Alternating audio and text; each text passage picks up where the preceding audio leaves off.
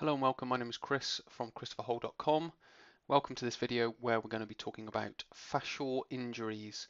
Now, I've talked about fascia before. Fascia is a connective tissue, just like muscle, ligament, tendon. They're all connective tissues just as fascia is.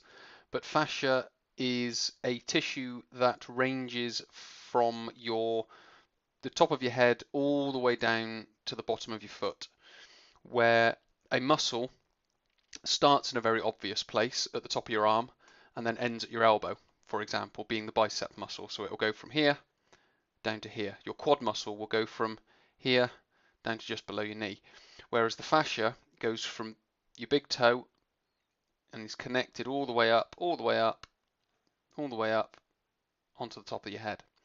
So as you can see here, most common body injuries involve fascia because it's interwoven into all your tissues. So if you damage your muscle tissue, you've damaged your fascia because it's interwoven within it.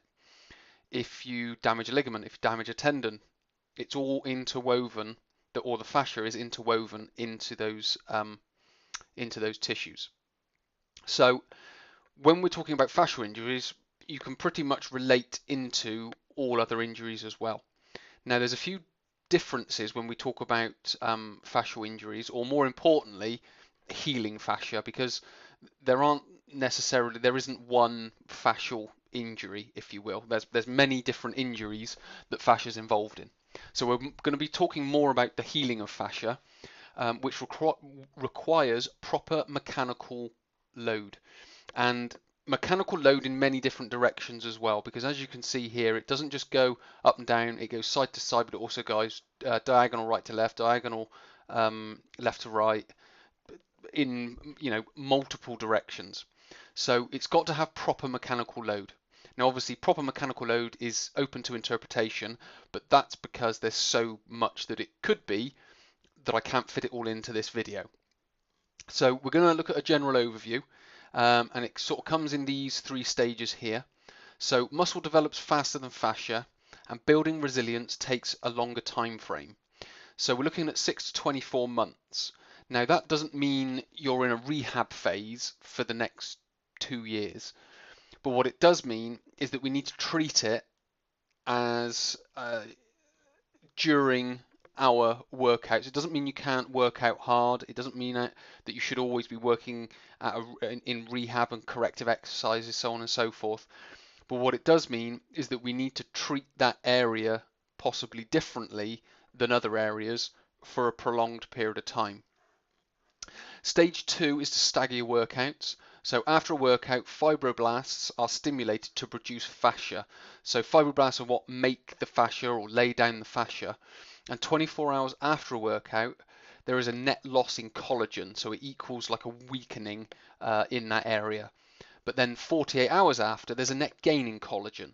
So there's a strengthening. So we want to, if we damage our thigh muscle, for example, what we want to be doing is we want to be possibly exercising our thigh for one workout, then we leave it 48 hours and then we exercise the thigh again, or we could leave it longer, whatever it may be. But the idea is we're not overly taxing the thigh or the quadricep continually without any proper sort of recovery. And then finally, stretch and move slowly. So during the workouts, over a week, when we go into stretches, when we go into exercises, we need to go into them gently, a bit like you would a warm-up. So you don't just start a warm-up and go in at 100%, you build up slowly. So we need to do that with our exercises as well. So most injuries occur when local fascia is loaded or moved too quickly.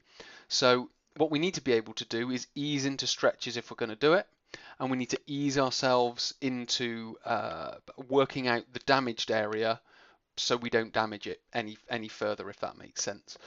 So it's a very simple sort of system. It does overlap into workouts, and it's not meant to say that you're in a rehab phase, as I mentioned earlier, for 6 to 24 months. But there are other variables to think about. So the three things we've got to think about are Muscle develops faster than fascia, so we've got a time frame to build the fascia of 6 to 24 months. We need to stagger our workouts so we don't overtax the damaged area. And then we've got to stretch and move slowly into the stretches and into exercises so we don't damage it further, and so we give it that proper mechanical load. So many thanks for watching. My name is Chris from christopherhall.com. I'll speak to you in a future video.